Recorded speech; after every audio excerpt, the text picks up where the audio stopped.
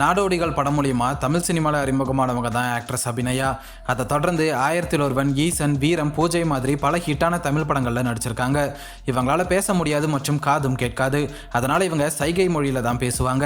இப்படி இருந்தாலும் இவங்க சூப்பரா பெர்ஃபெக்டா எல்லா சீன்லையும் நடிக்கிறது பலரையும் ஆச்சரியப்பட வச்சிருக்குன்னு தான் சொல்லணும்.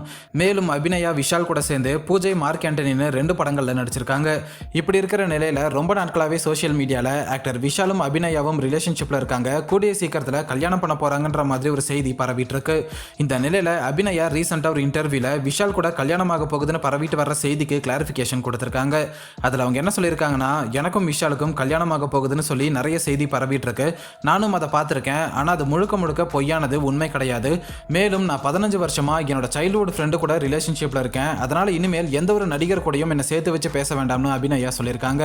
அபிநயா இது மூலமா விஷால் கூட ரிலேஷன்ஷிப்ல இருக்கிறதா பரவிட்டு வர்ற செய்திக்கு முற்றுப்புள்ளி வச்சிருக்காங்க. அபிநயாவோட இந்த இன்டர்வியூ தான் இப்போ சோஷியல் மீடியாவில் வைரல் ஆகிட்டு இருக்கு.